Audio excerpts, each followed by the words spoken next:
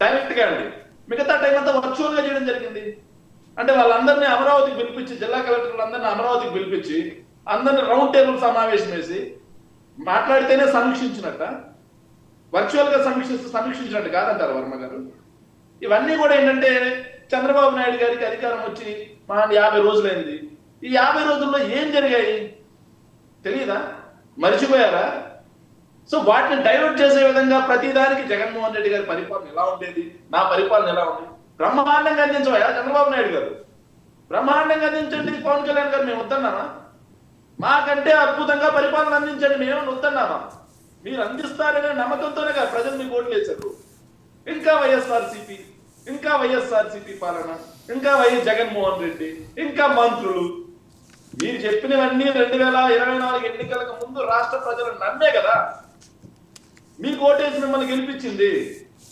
So మీరు ఆ దిశగా అడుగులు ముందుకేయండి, మేము ఎక్కడ కాదన్నా. ఇక దాడుల గురించి మాట్లాడారు వర్మ గారు. వీళ్ళు వేస్తే ఎంత, మేము అసలు వాస్తవంగా వర్మ గారు మీకు కూడా చాలాసార్లు చెప్పాను నేను, అంటే కనీసం ఒక 6 నెలలు కూటమి మేము సమయం ఇవ్వాలి ఈ పథకాల విషయంలో కానీ ఏ విషయంలో కానీ. ఈ 6 నెలలు మేము డిబేట్స్ కూడా రాదలుచుకోలేదు వర్మ గారు అని చెప్పేసి మేము క్లియర్గా మీకు కూడా చెప్పడం జరిగింది. మీరు కాల్ చేస్తున్నారు కానీ మేము నెల దాటగానే ఎందుకు వచ్చి కూర్చోవాల్సిన పరిస్థితి వచ్చింది? మా పార్టీ కార్యకర్తలను ఒక పక్క చంపేస్తున్నారు, మా పార్టీకి చెందినటువంటి సింపథైజర్స్ ని చంపేస్తా ఉన్నారు, మా పార్టీకి సంబంధించిన సింపథైజర్స్ ఆస్తులు ధ్వంసం చేస్తా ఉన్నారు. రాష్ట్రంలో లా అండ్ ఆర్డర్ అనేది ఉందా లేదా, హోమ్ మినిస్టర్ అనే వ్యక్తి ఉన్నాడా లేడా, పోలీస్ యంత్రాంగం ఉందా లేదా అని ఎలా తయారైపోయింది కాదంటారా? సో మొన్న వినుకొండ సంఘటన జరిగితే వైసీపీ వాళ్ళని చెబుతారు. సో నిన్నటికి నిన్న సార్ శ్రీశైలం నియోజకవర్గం నంద్యాల జిల్లా సీతారామపురం అనే గ్రామంలో ఎస్ఐ కానిస్టేబుల్స్ అందరూ ఉండగా మా పార్టీకి చెందినటువంటి కార్యకర్త సుబ్బరాయుడిని ఇంట్లో నుంచి బయటికి లాగి 40 మంది రాడ్లు కత్తులు తీసుకెళ్ళి సార్ ఊరి మీద పడ్డారండి. ఊరి మీద పడితే ఊరు సాక్ష్యం ఉంది. ఈరోజు శ్రీనివాస్ రెడ్డి అని చెప్పి తెలుగుదేశం పార్టీకి చెందిన కార్యకర్త ఈ సుబ్బారాయుడు అనే అతన్ని నరికి చంపి వాళ్ళ ఆవిడని బయట ఉంటే వాళ్ళ ఆవిడని కొట్టి ఇంట్లో నుంచి బయటికి లాగి నరికి చంపినట్టుగా వాంగ్మూలం కూడా ఆయన నైట్ 12:30 మధ్యలో 12:30 మధ్యలో జరిగిందండి ఈ ఇన్సిడెంట్. కానీ 9:30కే అదే గ్రామానికి చెందిన మా పార్టీ కార్యకర్త జయనారపురెడ్డి అనే ఆయన డైరెక్ట్ గా ఎస్పీ గారికి కాల్ చేసి చెప్తే వీళ్ళు మర్డర్ చేసుకొని పోయినంత వరకు 9:30 నుంచి సార్ ఎంత దూరమో తెలుసా సార్? కరెక్ట్ గా 12 కిలోమీటర్లు సార్ హెడ్ క్వార్టర్ నుంచి. 12 కిలోమీటర్ల హెడ్ క్వార్టర్ నుంచి ఉన్నటువంటి దూరం 9:30కి ఆ గ్రామస్తులు మా ఊరి మీద పడి ధ్వంసం చేయడానికి వస్తున్నారా అని చెప్పి ఎస్పీ గారికి కంప్లైంట్ చేస్తే వీళ్ళు పూర్తిగా కార్యక్రమం పూర్తి చేసుకొని పోయేంత వరకు కూడా అదనపు బలగాలు వచ్చే పరిస్థితి లేదు. ఎస్ఐ గారు కానీ కానిస్టేబుల్ కానీ ఆపే పరిస్థితి లేదు. ఇది సార్ జరిగింది. ఇంకా సార్ నిన్నటికి నిన్న సార్ జక్కైపేట కొనగంచి క్రాస్ రోడ్ వద్ద మా పార్టీకి చెందినటువంటి గింజపల్లి శ్రీనివాసరావు అనే అతన్ని ఎంత దారుణంగా హింసిస్తే ఆయన హాస్పిటల్ ఈరోజు సంక్షేమ హాస్పిటల్ సన్రైజ్ హాస్పిటల్ చూసుకోండి. ఇక చూస్తే అనకాపల్లి జిల్లా నిన్న కాసింకోటలో సార్ మా పార్టీకి చెందిన బండారు గణేష్ అనే ఒక అతని ఇల్లే కూల్చేశారు. ఇక అన్నమయ్య జిల్లాలో అయితే మరీ దారుణం సార్. కేపీపల్లి మా జెడ్పీటీసీ సభ్యురాలైన గజ్జల శృతి వాళ్ళ ఇంటి మీదకి ఎవరెళ్ళలో సార్ దాడి తెలుసా సార్? 20 మంది అల్లరి మూకని రౌడీలని గూండాలని తీసుకొని గాలి ఆనంద్ నాయుడు, మధ్యపట్ల జయరామ్ నాయుడు అనే ఇద్దరు తెలుగుదేశం పార్టీ కార్యకర్తలు ఆమె ఇంటి మీదకి వెళ్తే వాళ్ళ ఇంట్లో లేరని చెప్పి ఇల్లు మొత్తం కిటికీలు తలుపులు మొత్తం పగబడేసి తర్వాత అదే మండలంలో దిగువ గొల్లకు చెందినటువంటి మా పార్టీ కార్యకర్త ఆయన పేరు తారకానాథ్ రెడ్డి ఆయన్ని చితక్ కొడితే ఆయన హాస్పిటల్ అయ్యే పరిస్థితి. ఇక సార్ ఇది ఎంత పాశవికం అంటే మీకు ఒక వీడియో చూపిస్తా సార్. ఇక ఎంత పాశవికం అంటే దీన్ని ఏమనాలి అనేది మీరే చెప్పండి సార్. చూడండి సార్, దీన్ని చూడండి సార్ ఒకసారి. ఈ ఘటన ఏంటంటే సార్ దేవరపల్లి గ్రామంలో ఒక దళిత యువకుడు సార్, ఆ కుర్రాడి పేరు కూడా సురేష్ గారు. ఆ కుర్రాడి మీద అత్యంత పాశవికంగా దండం పెడుతుంటే వాడు పడిపోయాడు, అపస్మారక స్థితికి వెళ్తే వాడిని లేపి వాటర్ మొహాన్ కొట్టి లేపి మరీ కొడుతున్నారు సార్. ఏంద్రా అంటే శాంతి భద్రతలు ఉంటే, లా అండ్ ఆర్డర్ ఉంటే రాష్ట్రంలో ఇలాంటి పరిస్థితులు జరుగుతాయా? ఇలాంటి పరిస్థితులు జరుగుతాయి సార్. ఏది ఎవిడెన్స్ ఇండి అంటారు వాళ్ళు. అరే బాబు కళ్ళ ముందు చంపేస్తా ఉంటే కనిపించదు. ఈ రోజు సార్ ఈ రోజుకి సిగ్గుపడాలి సార్. మనం డిబేట్ లో ఉండేవాళ్ళం కూడా అందరం కూడా సిగ్గుపడాలి సార్. 4 ఏళ్ళ చిన్నారిపోయి సార్ 4 ఏళ్ల చిన్నారిపై ఈరోజు ఏలూరు జిల్లా నూజివీడులో సార్ 4 ఏళ్ల చిన్నారిపై అత్యాచారం. ఎటుపోతుంది సార్ రాష్ట్రం? ఓకే సార్ 1 మినిట్ నేను కంక్లూడ్ చేస్తాను సార్. 1 మినిట్ వాళ్ళ అధికారంలోకి వచ్చిన తర్వాత సార్ మేము విమర్శ చేయడం కాదు, వర్మ గారు నేను విమర్శ చేయడానికి రాలా, నిజాలు తెలియజేయడం కోసం. ఓకే అంటే ఓకే శేఖర్ మీరు చెప్పారు, దాని సమాధానం చెప్పిన తర్వాత మళ్ళీ మీరు మాట్లాడదాం. 1 మినిట్ నేను కంక్లూడ్ చేస్తాను. 1 మినిట్ నేను కంక్లూడ్ చేస్తాను please sir, please 1 minute. So మా సోదరులు ఇద్దరు కూడా అక్కడ ఉన్నారు, ఇద్దరు కూడా అమ్మాయిలే. సో ఆడవాళ్ళ సమస్యల పట్ల బాధ్యత అన్నీ ఉన్నాయి. వాళ్ళ కూటమి అధికారంలోకి వచ్చిన తర్వాత రాష్ట్రంలో ఎంతమంది మైనర్ బాలికల మీద అత్యాచారాలు, హత్యలు జరిగాయి, వీటికి వాళ్ళ ప్రభుత్వం బాధ్యత తీసుకుంటుందా సార్? వాళ్ళ మహిళలే సార్, వాళ్ళిద్దరు కూడా అక్కడ ఉన్నటువంటి నా సోదరులు ఇద్దరు మహిళలే సార్. దీన్ని వాళ్ళు ఏమంటారు సార్? జనసేన నేతల చేతిలో గాయపడి పొలంలో అపస్మారక స్థితిలో ఉన్నటువంటి మాజీ సర్పంచ్ పైన చూడండి సార్. సో ఇంకొక ఆవిడ ఏంటంటే పెన్షన్ ఇవ్వలేదు, లాస్ట్ మంత్ ఈ మంత్ పెన్షన్ ఇవ్వలేదు, నాకు ఎందుకు పెన్షన్ ఆపేశారని చెప్పి అమరమ్మ అనే ఒక దళితురాలు అడిగితే నువ్వు వైఎస్ఆర్సీపీకి ఓటేసావని చెప్పి దాడి చేస్తే ఎలాంటి పరిస్థితి ఉంటుంది మధ్యలో ఉన్నారు సార్. ఇంకోటి నేను ఆల్రెడీ ఇంతకు ముందు చెప్పున్నాను సార్, మా పార్టీ కార్యకర్త సింపథైజర్ అయినటువంటి ఆవిడ పొలంలో ఆవిడ చేస్తా ఉంటే ట్రాక్టర్లతో గుద్ది చంపేశారు. వీళ్ళంతా మహిళలు కదా సార్? ఏమయ్యారు సార్? మహిళల వైపు చూడాలంటే గుడ్లు పీకేస్తా అన్నటువంటి డిప్యూటీ సీఎం గారు ఏమైపోయారు సార్? ఎక్కడున్నారు సార్? సో వీళ్ళకి బాధ్యత ఉంటే ఇలాంటివి జరగకుండా కట్టడి చేయండి. జరగలేదు అని చెప్పి మసిపూసి మారేడుకాయ చేసేలాగా ఎవిడెన్స్ తీసుకుని ఇంతకు మించి ఎవిడెన్స్ ఏం చూపించాలి సార్ నేను అనే విధంగా బాధ్యత తీసుకోండి అని చెప్తున్నాం సార్. మేము వాళ్ళకి సహకరిస్తూనే సలహా ఇస్తున్నా ఈరోజు అమ్మాయిని చెయ్యండి. రాష్ట్రంలో అరాచకం పెరిగిపోయింది, ఆడబిడ్డలకు రక్షణ లేదు. నేను ఒక ఆడబిడ్డ తండ్రిగా సార్, నేను కూడా భయపడుతున్నా ఈరోజు జరిగే విషయాలన్నీ చూస్తుంటే. నాకో పాపం సార్, జరిగే విషయాలు చూస్తుంటే బాధపడుతున్నా, భయపడుతున్నాను నేను ఈరోజు. అందరూ మైనర్ బాలికలే సార్. ఎందుకు కట్టడి చేయలేకపోతుంది ప్రభుత్వం? మహిళా హోంమంత్రి ఉన్నారు, డిప్యూటీ సీఎం గారు ఉన్నారు, ముఖ్యమంత్రి గారు ఉన్నారు. ఏం జరుగుతుంది రాష్ట్రంలో? దయచేసి కూటమి సభ్యులందరికీ కూడా నేను విన్నవించుకునేది ఒకటే అండి, దయచేసి వీటిని ఆపండి. ఈ దాడుల్ని, హత్యల్ని, ఈ అత్యాచారాలను కూడా కట్టడి చేయండి అని చెప్పి మీ ద్వారా విన్నవించుకుంటున్నాను సార్. Okay right. గాయత్రి గారు గుడ్ ఈవినింగ్ అండి. ఏంటంటే ఆయన విత్ వీడియో ప్రూఫ్స్ తో పక్కా ఎవిడెన్స్ తోటి వచ్చారు, చాలా ఆవేదన వ్యక్తం చేస్తున్నారు. ఒక తండ్రిగా తోటి సోదరీమణులు మీరు ఉన్నారు కాబట్టి మీరన్నా సరే గట్టిగా మాట్లాడి కూటమి ప్రభుత్వం ఇలాంటి జరగకుండా చేయాలన్నది ఆయన ఆవేదన. ఆయన ఒక కన్నీళ్ళు ఒకటే తీసుకురాలేదు, అంత ఆవేదన అంత భావోద్వేగంతో ఆయన చెప్తున్నారు విత్ ప్రూఫ్స్. మీకు ఆధారాలు లేవు అంటారని చెప్పి అవన్నీ ఆయన చూపిస్తున్నారు. ఏం జరుగుతుంది, ఎందుకు ఈ రకంగా కూటమి ప్రభుత్వం కక్ష సాధింపు చర్యలు చేస్తున్నదని వాళ్ళు మాట్లాడేది.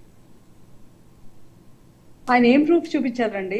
టీడీపీ నాయకులు అని చెప్పి అక్కడ ఏమైనా పేరు రాస్తుందా, లేకపోతే వాళ్ళు ఏమైనా బోర్డులు వేసుకుని తిరుగుతున్నారా? మమ్మల్ని చంద్రబాబు నాయుడు గారు పంపించారు, లేకపోతే కూటమి ప్రభుత్వంలో ఉన్న పవన్ కళ్యాణ్ గారు పంపించారు, లోకేష్ గారు పంపించారు అని ఏమైనా ప్రూఫ్ ఉందా? అంటే తెలుగుదేశం పార్టీ చేసిందా లేదా అన్నది కాదు, ఈ ప్రభుత్వంలో జరుగుతుంది అని. అవును, ఈ ప్రభుత్వంలో జరుగుతుందా అనుకుంటే గత 5 ఏళ్లలో మన ఆంధ్రప్రదేశ్ రాష్ట్రంలో జరిగిన క్రైమ్ల గురించి మాట్లాడేదమ్మా ఆయనకుందా? ఇంతకు ముందు ఎవరెవరి మీద పోనీ ఎవరో ఇప్పుడు మీరు చెప్తున్నట్టు కార్యకర్తలో లేకపోతే ఆ కుర్రోడు మా ఫలానా సానుభూతి పరుడు అని చెప్పి చెప్తున్నారు కదా, ఏకంగా మా లీడర్ని పట్టాభి గారిని లేకపోతే ఆ సొంత ఎంపీ గారికి లేకపోతే మా దాంట్లోని ఎమ్మెల్యేలని ఒక్కరోజు ఏ కేసులు లేకుండా తీసుకెళ్లి అరెస్ట్ చేసి పోలీసుల ద్వారా దౌర్జన్యం చేసి కొట్టిష్టం, వాళ్ళు ఇబ్బంది పెట్టడం, వైలెన్స్ చేయటం ఇవన్నీ మనం చూడలేదా? వాళ్ళ సొంత పార్టీలోనే ఉన్నారు. ఆ ఎమ్మెల్సీ అనంతబాబు ఎవడో వాళ్ళ డ్రైవర్ని పాసం చేశారు, చంపేసి దళితుల్ని. అంటే ఇప్పుడు నేను కూడా లిస్ట్ చదవమంటే నేను కూడా 5 years నుంచి లిస్ట్ మొత్తం చదవమంటే చదువుతాను. బట్ ఇక్కడ ఏంటంటే ఇక్కడ శేఖర్ రెడ్డి గారు మాట్లాడుతున్నారు, ఇప్పుడు ఆయన చెప్తున్నప్పుడు నేను కూడా రాసుకున్నాను ఆ పేర్లు అని చెప్పి. ఖచ్చితంగా చెప్తున్నాను శేఖర్ రెడ్డి గారు, మీరు అంత భయపడాల్సిన అవసరం లేదు. ఇక్కడ కూర్చుని జగన్మోహన్ రెడ్డినో లేకపోతే ఇది వైసీపీ ప్రభుత్వం కాదు. ఎందుకంటే జగన్మోహన్ రెడ్డి అనే వ్యక్తి ఒక్క రోజు కూడా ఆయన మొహం కూడా చూపించాల. సీఎం అయ్యాక పబ్లిక్ కి ఓపెన్ గా ఒక ప్రెస్ మీట్ కూడా పెట్టే ధైర్యం లేని వ్యక్తి. ఈ రోజు మీరు చూసుకుంటే పవన్ కళ్యాణ్ గారు కానీ లేకపోతే అటు లోకేష్ గారు కానీ చంద్రబాబు నాయుడు గారు కానీ ప్రతిరోజు ప్రతి నిమిషం పబ్లిక్ కి మేము ఉన్నాము అని చెప్పి అందుబాటులో ఉండి ఇప్పుడు మీకు సమస్య వచ్చింది. ఇప్పుడు మీరు నాకు చెప్పారు కదండి, ఆ సమస్య ఆ వీడియోని మీరు ఇప్పుడు ట్విట్టర్లోకి వెళ్ళి లోకేష్ గారిని ట్యాగ్ చేసి పెట్టండి, మీకు అరగంట లోపు రిప్లై వచ్చి రాకపోతే నా పేరు గాయత్రి కాదు. అంటే అంత అవైలబుల్ గా ఉన్నారు, ఎక్కడ సమస్య ఉన్నా చేస్తాము. నిన్న కూడా లోకేష్ గారు ఒక చిన్న ఇంటర్వ్యూలో ఒక మాట చెప్పారు, ఏదో నేషనల్ మీడియాకి ఇంటర్వ్యూ ఇస్తా, ఇదేమి టెస్ట్ మ్యాచ్ కాదు, ఇదేమి 2020 మ్యాచ్ కాదు, ఇది ఒక టెస్ట్ మ్యాచ్ లాంటిది. పాలిటిక్స్ అనేది ఇప్పటికిప్పుడు మీరు చేసిన అరాచకాలు కానీ, మీరు ఎవరైతే యువతనికి గంజాయి కానీ కల్తీ మద్యం కానీ అలవాటు చేసి యువతిని ఎలా చెడగొట్టారో అందరికీ తెలిసిందే. సో ఇప్పుడు ఆ క్రైమ్ రేట్ ఇప్పటికిప్పుడు మేము వెంటనే రాగానే అదేమి స్విచ్ కాదు కదండి, ఇలా ఆఫ్ ఆన్ చేయగానే బల్బు వెలిగిటం ఆఫ్ అయిపోవడానికి. సో టైం పట్టిద్ది. ప్రతిదీ ఒక తీరు తెన్ను ఒక లైన్ లోకి తీసుకొచ్చుకొని ప్రతిదీ చూసి సమీక్షించడానికి. ఇప్పుడు అనిత గారు ఉన్నారు, ప్రతిరోజు ప్రెస్ మీట్ పెడతారు, ప్రతిరోజు అడ్రస్ చేస్తున్నారు. ఎక్కడ ఇష్యూస్ ఉన్నా సరే మీరు వచ్చి ఇక్కడ పొలం అని చెప్పి డిబేట్ల ముందు పిచ్చివాడు ఆగకపోయినా సరే నిజంగానే అలా ఏముంది 1-2 రేపులు జరుగుతాయి అని చెప్పి మేమేం మాట్లాడట్లా బాధ్యత లేకుండా. ఖచ్చితంగా చెప్తున్నాం, ఒక్కళ్ళకి జరిగినా ఇద్దరికి జరిగినా అది మీ పార్టీ అయినా మా పార్టీ అయినా ఎవరికైనా నష్టమే. అది చిన్నపిల్లలైనా పెద్దవాళ్ళైనా ఎవరైనా సరే 100% లా అండ్ ఆర్డర్ కానీ పోలీస్ వ్యవస్థ కానీ మొత్తాన్ని స్ట్రీమ్ లైన్ చేసుకొని స్ట్రిక్ట్ గా ఒక దారిలోకి తీసుకొచ్చి క్రైమ్ రేట్ తగ్గించే బాధ్యత మాది. అండ్ దీనికి రెస్పాన్సిబిలిటీ 100% తీసుకుంటాం. మీరు ఊరిని డిబేట్ లో ఏదో మాట్లాడక్కర్లేదు. ఎందుకంటే అందరికీ తెలిసిందా, వర్మ గారు మీరు మెన్షన్ చేశారు, ఈ ప్రభుత్వం వచ్చాక 5 ఏళ్లలో జగన్మోహన్ రెడ్డి చేయలేని పనులన్నీ ఇప్పుడు వీళ్ళు ముగ్గురు కలిసి చేస్తున్నారు, అటు లోకేష్ గారు కానీ వీళ్ళందరూ కానీ అని చెప్పి. మరి అవన్నీ ఎందుకు మాట్లాడలేకపోతున్నారు? మీ ప్రభుత్వం ఎక్కడెక్కడైతే ఫెయిల్ అయిందో, మేము ఎక్కడైనా తప్పు చేస్తే ఈ రోజు ప్రతిదీ ట్రాన్స్పరెంట్ గా ఉన్నాము. ఏదన్నా ఆఖరికి నేను రీసెంట్ గా చూసా, పవన్ కళ్యాణ్ గారు అసెంబ్లీలో మాట్లాడుతున్నారు, ఎక్కడైనా సరే అది టీడీపీ వాళ్ళైనా జనసేన వాళ్ళైనా సరే ఎవరైనా తప్పు చేస్తే ఇమ్మీడియట్ గా డిజోన్ చేసుకుంటాం. ఎవరి వల్ల అయినా సరే గవర్నమెంట్ కానీ ఎవరికైనా బ్యాడ్ నేమ్ వస్తే ఎవరైనా సరే లెక్క చేసేది లేదని చెప్పి ఆయన చెప్తున్నారు, చంద్రబాబు నాయుడు గారు చెప్తున్నారు, లోకేష్ గారు కూడా చెప్తున్నారు. ఎవ్వరు ఇలాంటి ఏం ఎండోర్స్ చేయట్లా. మీరు గత 5 ప్రభుత్వంలో 5 సంవత్సరాల్లో వాళ్ళ సొంత ఎంపీలు ఎమ్మెల్యేలు ఎంత అరాచకంగా ప్రవర్తిస్తే ఏ ఒక్క రోజైనా జగన్మోహన్ రెడ్డి గారు ముందుకు వచ్చి ఓన్ చేసుకొని, లేదు మా సైడ్ నుంచి ఏదైనా తప్పు జరిగితే మేము సర్దిద్దుకోవటం అన్న మాట మీ చెవుల్లో ఎవరైనా విన్నారా? నేను ఛాలెంజ్ చేసి అడుగుతున్నాను. పైగా ఏం జరిగినా సరే బయటకు వచ్చి టీడీపీ చేసింది, లేకపోతే పవన్ కళ్యాణ్ 4 పెళ్లిళ్ళు చేసుకోలేదా, లేకపోతే మీడియా ఇలాంటిది, ఇది ఎల్లో మీడియా, ఈ మాటలు తప్పించి మా సైడ్ ఏదైనా ఉంటే మేము బాధ్యత తీసుకుంటాము, మేము పని చేస్తామని చెప్పిన లీడర్ నాకు చూడండి. జగన్మోహన్ రెడ్డికి ఈ రోజు జనాలు గుర్తుకొచ్చారు, జగన్మోహన్ రెడ్డి ఈ రోజు అడుగు పెట్టాడు తప్పించి 5 ఏళ్ల నుంచి ఎక్కడ నిద్రపోతున్నాడు ఆయన? 100% చెప్తున్నారు. ఇప్పుడు మేము రాగానే మొత్తం మా కంట్రోల్లోకి వచ్చేసిద్ది, మేము మ్యాజిక్ చేస్తాం, ఏదో మంత్రదండం తీసుకొచ్చి మొత్తం విషయం చెప్పి మార్చేస్తాం అనట్లే కదా. We are working towards it. మేము మీరు చెప్పిన ప్రతి కంప్లైంట్ తీసుకుంటామండి. మీరు ఐసీపీ అయినా కానీ, మీరు స్పీకర్ మీరు వాళ్ళ అధికార ప్రతినిధి అయినా సరే, మీరు ఎంత బాధపడతారో మేము అంతే బాధపడతాం. చిన్న పిల్లలకి జరిగితే అది మా పిల్లైనా మీ పిల్లైనా అంతే బాధ్యతగా తీసుకుంటాం. కాబట్టి మీరు వరి అవ్వాల్సిన అవసరం అయితే లేదు. చెప్తున్నాం కదా శేఖర్ గారు, వీఆర్ దేర్. కూటమి ప్రభుత్వం ఉంది 100%. Right, okay. అరుణ గారు,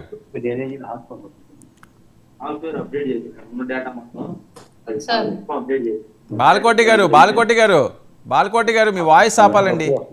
బాలకోటి గారు మీ వాయిస్ మ్యూట్లో పెట్టాలి. Okay okay. అరుణ గారు సార్ నమస్తే సార్. మీకు ప్యానెల్లో ఉన్న మిత్రులకి, పెద్దలకి, అలాగే వీక్షకులకి నమస్కారం. ఓకే, నమస్తే అండి. అతి దారుణంగా ఈరోజు ఆంధ్రప్రదేశ్లో పాలన సాగుతుంది, కూటమి పాలన. పవన్ కళ్యాణ్ గారు చాలా బాలకోటి గారు ప్లీజ్ మీరు మ్యూట్లో పెట్టండి. ఓకే, చాలా దారుణంగా ఉంది. ఇన్ని హామీలు ఇచ్చిన పవన్ కళ్యాణ్ గారు ఎక్కడున్నారు? ఆడపిల్ల వైపు కన్నెత్తి చూస్తే గుడ్లు పీకేస్తానన్నారు. ఇప్పుడు ఏమవుతుంది? పసిపిల్లల్ని చిదిమేస్తున్నారు అని చెప్పి చాలా ఆవేదన వ్యక్తం చేస్తున్నారు లైవ్లో శేఖర్ రెడ్డి గారు. సార్, శేఖర్ రెడ్డి అన్నగారు చాలా రోజుల తర్వాత కనిపించారు. ఎలక్షన్ ముందు ఒకసారి సవాల్ చేశాను, మా జిల్లాలో 2 ఎక్కువ సీట్లు మీకు వస్తే అప్పుడు బాలకోటి గారు ప్లీజ్, బాలకోటి గారు డిబేట్ డిస్టర్బ్ అవుతున్నదండి, ప్లీజ్. ఓకే, మాట్లాడండి. మీ ప్యానెల్లోనే ఎలక్షన్ కు ముందు శేఖర్ రెడ్డి అన్న గారు నేను లాస్ట్ డిబేట్ లో పాల్గొన్నామండి, మా ప్రకాశం జిల్లాలో క్లీన్ స్వీప్ చేస్తామని ఆయన అంటే 2 టికెట్ల కన్నా ఎక్కువ వస్తే అప్పుడు మాట్లాడదామని చెప్పాను నేను. అలాగే 2 టికెట్లే వచ్చాయి మా జిల్లా నుంచి, వాళ్ళకి పాపం 2 సీట్లే వచ్చాయి. మళ్ళీ వాళ్ళు కనిపించారు, నిజంగానే హ్యాపీ. చాలా రోజుల తర్వాత మళ్ళీ ఇద్దరు ఎదురుపడ్డాను. ఇందాక నేను జాయిన్ అయినప్పుడు శేఖర్ రెడ్డి అన్న గారు ఫస్ట్ క్వశ్చన్ గా ఏదో మాట్లాడారు. ఏంటంటే అది మొదటి విషయం సార్, నేను మీరు అడిగిన క్వశ్చన్ కి ఆన్సర్ చెప్తాను. కలెక్టర్లతోటి జూమ్ కాల్ మీటింగ్ కండక్ట్ చేశారు, ఎందుకు డైరెక్ట్ గా పెట్టాల్సిన అవసరమే ఉంది, జిల్లా రాష్ట్ర వ్యాప్తంగా ఉన్న కలెక్టర్లను ఒక చోటకు పిలిపించాల్సిన అవసరం ఏముంది అని చెప్పేసి మాట్లాడారు. సార్ దీనికి నేను ఆయనకి ఈ క్వశ్చన్ కి ఆన్సర్ చేసిన ఆ వ్యక్తి ఇప్పుడు శేఖర్ రెడ్డి అన్న గారి నుంచి ఇంకో క్వశ్చన్ కూడా నేను ఆన్సర్ ఎక్స్పెక్ట్ చేస్తున్నాను. డీబీటీ ద్వారా డైరెక్ట్ గా బటన్ నొక్కి ప్రజల అకౌంట్లోకి పథకాల ద్వారా డబ్బులు పంపిస్తున్నానని చెప్పేసినటువంటి జగన్మోహన్ రెడ్డి గారు ఎందుకు రాష్ట్ర వ్యాప్తంగా ప్రతి పథకానికి దానికి ఒక లాంచింగ్ సభలాగా పెట్టి ఆసరా డబ్బులు అని, అమ్మఒడి డబ్బులు అని చెప్పేసి, విద్యా దీవెన అని చెప్పేసి రాష్ట్ర వ్యాప్తంగా ప్రజల ధనాన్ని దుర్వినియోగం చేస్తూ పెద్ద పెద్ద సభలు కండక్ట్ చేసి దానికి మళ్ళీ సిద్ధం అనే పేర్లు పెట్టుకొని వివిధ రకాల పేర్లు పెట్టుకొని బిఫోర్ ఎలక్షన్ క్యాంపెయిన్ ముందు ఒక పేర్లు, ఎలక్షన్ క్యాంపెయిన్ టైంలో ఒక పేర్లు పెట్టుకొని ఎందుకు ప్రజాధనాన్ని దుర్వినియోగం చేస్తూ భారీగా సభలు కండక్ట్ చేశారు ఫస్ట్ది. రెండోది దానికి మళ్ళీ ఆ జిల్లా నుంచి కాకుండా ఒంగోలులోనూ ప్రకాశం జిల్లాలో సభ జరిగితే ఎక్కడ తిరుపతి, ఎక్కడ ఆళ్లగడ్డ, అక్కడి నుంచి జనాలను ఎందుకు తీసుకొచ్చారు? ఇంత దూరం నుంచి జనాలను తరలించి డీబీటీ పథకం ద్వారా వేసే డబ్బుల కోసం ఇంత ప్రజాధనాన్ని దుర్వినియోగం చేస్తూ సభలు ఎందుకు కండక్ట్ చేయాల్సి వచ్చింది? అక్కడెక్కడి నుంచో బస్సులు పెట్టి జనాన్ని తరలించడం ఈజీ అనుకున్నటువంటి జగన్మోహన్ రెడ్డి గారికి కలెక్టర్లతో సమావేశం ఎందుకు డైరెక్ట్ గా కలిసి సమావేశం పడటానికి ఇబ్బందిగా అనిపించింది. మేబీ దీనికి ఆన్సర్ ఉందో లేదో నాకు తెలియదు. బహుశా కలెక్టర్ల విషయంలో ఆన్సర్ ఉంది కాబట్టి ఈ సిద్ధం సభలు లేదంటే ఈ పథకాల కోసం పెట్టినటువంటి బహిరంగ సభలకు కూడా ఆన్సర్ ఉండితే అనుకుంటున్నాను నేను శేఖర్ రెడ్డి గారి దగ్గర. అలాగే సార్ ఇంకొకటి, ఇప్పుడు కొన్ని ఎవిడెన్స్లు చూపించారు ఆయన.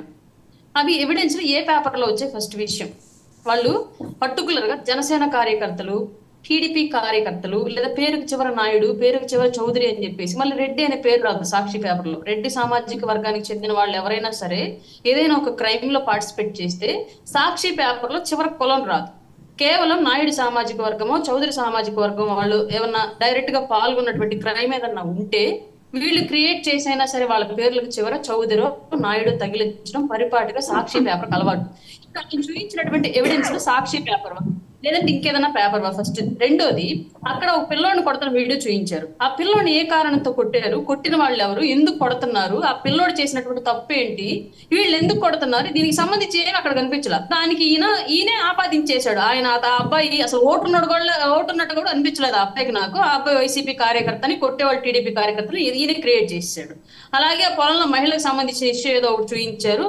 దాంట్లో అక్కడ ఏం జరిగిందో తెలియదు. ఆవిడ మీద దాడి చేసింది నిజంగా జనసేన వాళ్ళ లేదంటే ఏదైనా పొలం తగాదల మూలంగా వాళ్ళు దాయదత్వం లేదంటే పొలం గట్లు గడవలు కొట్టుకున్నారు అనేది కూడా తెలియదు. కానీ దీనికి పార్టీలకు ఆపాదించేసి శేఖర్ రెడ్డి అన్న అది సంబంధించి అది రాసి నాకు తెలిసి ఖచ్చితంగా సాక్షి పేపర్ అయ్యిందని నేను అనుకుంటున్నాను.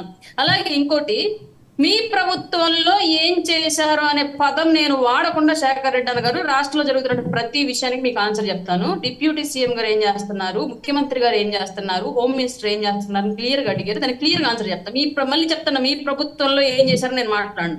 ఎందుకంటే గతంలో 5 ఏళ్లు మీరు అంతకు ముందు ఉన్నటువంటి టీడీపీ నిందిస్తూనే మీ సమయం అంతా వృధా చేశారు. ప్రజల సమయాన్ని ప్రజల డబ్బుని అంతా దుర్వినియోగం చేస్తూ ప్రజల మీద జరుగుతున్న క్రైమ్ కూడా మేము క్వశ్చన్ చేస్తే అప్పుడు ఏం చేశారు, అప్పుడు ఎందుకు అడగలేదు, ఇప్పుడు ఎందుకు అడుగుతున్నారు. బట్ వాళ్ళు నేను అడగట్లా మాట మీ ప్రభుత్వంలో ఏం చేశారు అనట్లా. బట్ మా ప్రభుత్వంలో ఏం చేస్తారో చెప్తున్నా వినండి.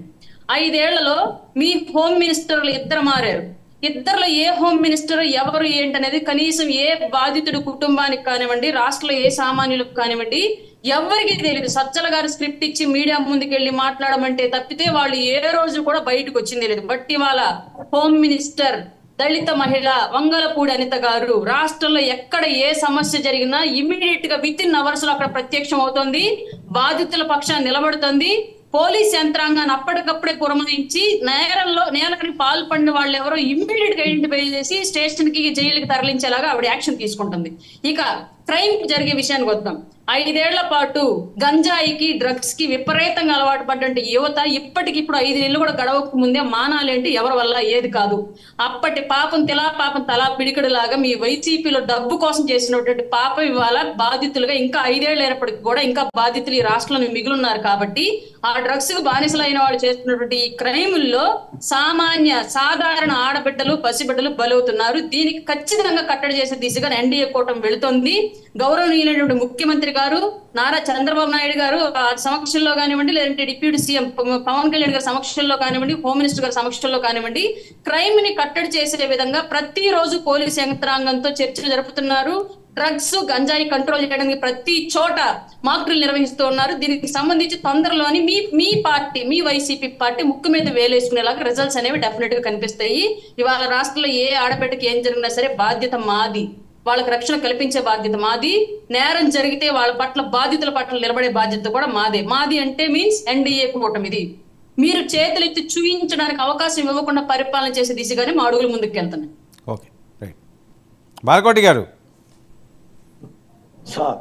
ఆంధ్రప్రదేశ్లో జరుగుతున్నవి చాలా దారుణమైన అఘాయిత్యాలు జరుగుతున్నాయి. 2 నెలలు ముగియక ముందే చాలా దారుణాలు చేస్తున్నారు. పసిపిల్లల మీద అత్యాచారాలు అంటున్నారు, లేకపోతే ఇష్టం వచ్చినట్లుగా కక్షాదింపు చర్యలు చేసుకుంటే మనుషులు నిర్దాక్షిణ్యంగా ఇళ్లల్లో నుంచి లాగి మరీ చంపేస్తున్నారట. వర్మ గారు ధన్యవాదాలు. తమకే డిబేట్లో పాల్గొన్న 3 రాజకీయ పార్టీల ప్రతినిధులకు కూడా జైభీములు. వర్మ గారు 2 అంశాలు, 1 పరిపాలన, 2 శాంతి భద్రతలు. ఈ రోజున సాక్షాత్ ముఖ్యమంత్రి గారు కలెక్టర్ల మీటింగ్ పెట్టింది కూడా పరిపాలన మీదే. ఆయన చాలా స్పష్టంగా చెప్పాడు, ఇది ఒక హిస్టారికల్ కాన్ఫరెన్స్, కలెక్టర్ల కాన్ఫరెన్స్గా భావించాలి, one of the best administration Andhra రాష్ట్రంలో చూపించాలి అనేది ఆయన కోరిక. నాకు తెలిసి జగమెరిగిన బ్రాహ్మణుడికి జంతిమేళ అన్నట్టుగా చంద్రబాబు నాయుడు గారి పరిపాలన తెలిసిన ఎవరైనా సరే ఆయన పరిపాలన తీరు ఇలాగనే ఉంటుంది. ఎందుకంటే చంద్రబాబు నాయుడు గారు ముందుగా అడ్మినిస్ట్రేషన్ మీద గురి పెడతారు. అంటే ఎమ్మెల్యేలనే, ఎంపీలనే, ఎమ్మెల్సీలనే పరిపాలనలోకి చూపించకుండా కార్యనిర్వాహక వర్గమైన IAS, IPS చేత పనిచేయించడం మనకి ఇష్టం. ఆ ప్రక్రియ జరుగుతుంది. నాకు తెలిసి ఒక పార్టీ అని అంటాం కాదు, కానీ ఆంధ్రప్రదేశ్లో ఇందాక మీరు మొదటి వాక్యాలు చెప్పినట్టుగా రాష్ట్రం శిథిలమైన మాట యథార్థం, పరిపాలన గాడి తప్పిన మాట యథార్థం, రాష్ట్రంలో నేరాలు జరిగిన మాట యథార్థం, అక్రమాలు తవ్వే కొద్దీ ఎలుకల్లాగా లేదా జర్రుగొడ్డుల్లాగా లేదా కొండ చిలువుల్లాగా తాచుపాములాగా బయటకు వస్తున్న మాట యథార్థం. ఇదంతా కూడా శుద్ధి చేసే పనిని వాళ్ళు చేపట్టారు. 2వ అంశం, నేను ఇప్పుడు కృష్ణా జిల్లా నవాబుపేట గింజపల్లి శ్రీనివాసరావు మీద దాడి జరిగిన ఊరికి పక్క ఊరిలోనే ఉన్నాను నేను. గింజపల్లి శ్రీనివాసరావు గారు కూడా నాకు చాలా మిత్రుడు. వాళ్ళ నాన్న గింజపల్లి వీరయ్య. ఆయన్ని దాదాపుగా ఒక 10 ఏళ్ల క్రితం శివాలయంలోనే హత్య చేశారు. ఆ గ్రామం సమస్యాత్మక గ్రామం. ఆయన వైసీపీ నాయకుడు. దాడి చేసింది టీడీపీ కార్యకర్త. ఇందులో సస్పెషన్ లేదు. ఇక్కడ విషయం ఏంటంటే, గత ప్రభుత్వం ఏం చేసింది, ఎన్ని నేరాలు చేసింది, ఎన్ని ఘోరాలు చేసింది, ఎన్ని హత్యలు చేసింది అని లెక్కలు చెప్పుకోవటానికైతే నేనైతే సిద్ధంగా లేదు. ఇక్కడ ప్రభుత్వం అంటే 5.5 కోట్ల మంది ప్రజలకి మొత్తంగా శాంతి భద్రతలను కాపాడాల్సిన బాధ్యత రాష్ట్ర ముఖ్యమంత్రి మీద ఉంది, పవన్ కళ్యాణ్ గారి మీద ఉంది. నేరం ఎవరు చేశారని కాదు, నేరం జరిగిందే అదే. ఆ పసిబిడ్డ దళిత యువకుడు మదనపల్లిలో ఎవరో కొట్టారు, తన్నారు, తన తల్లిని అవమానపరిచినందుకు అతను ప్రశ్నించడం చేశారు, లేదా ఒక అంగన్వాడీ కార్యక్రమం.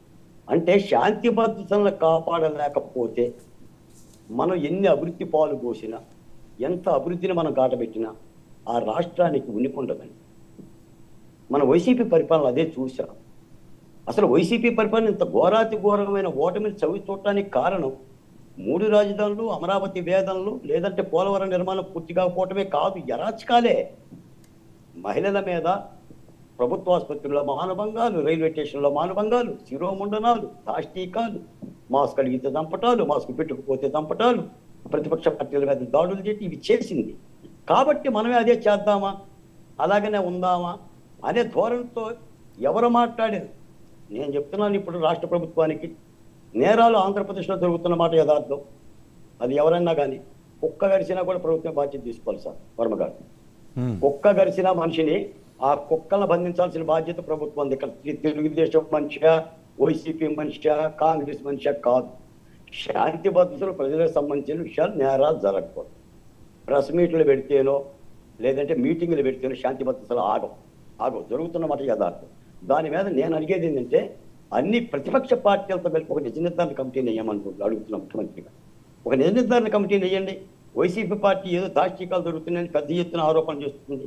దాని మీద వాళ్ళు తిరుగుతారు, సమీక్షిస్తారు, అసలు వాస్తవాలు ఏం జరుగుతున్నాయి, తెలుగుదేశం పార్టీ వాళ్ళు కార్యకర్తలు దాడులు చేస్తున్నారా, లేదా వైసీపీ వాళ్ళే టీడీపీ మీద చేస్తున్నారా, లేదా సమాజంలో సంఘటనలు జరుగుతున్నాయా, హోంమంత్రిత్వ శాఖ ఎలా స్పందిస్తుంది, ఇవన్నీ కూడా చేస్తారు. ఇవన్నీ చెయ్యాలి. ఎందుకంటే సంఘటనలో మనం ఏదో గత ప్రభుత్వం చేసింది కదా అని చెప్పేసి వాళ్ళ నెత్తిని రుద్దితే ఫలితం ఏమి ఉండదు. ఇప్పుడు నన్ను కూడా అన్నారు ముందు మాట్లాడుతున్నప్పుడు వైసీపీ దాష్టికాల మీద, ఏ బాలకోట గారి బీహార్లో జరగట్లేదు దళితుల మీద, ఏ ఉత్తరప్రదేశ్లో మానభంగాలు జరగట్లేదా? ఒక ఆంధ్రప్రదేశ్లోనే జరుగుతున్నాయా? ఏం మాట్లాడుతున్నారు మీరు అని మమ్మల్ని అడిగారు వైసీపీ నాయకులు ఆ రోజు. మేము ఆ రోజు కూడా చెప్తాం, అక్కడ జరుగుతుంది ఇక్కడ జరుగుతుందని కాదు, మన కళ్ళ ముందు జరుగుతున్నాయి అన్నమాట.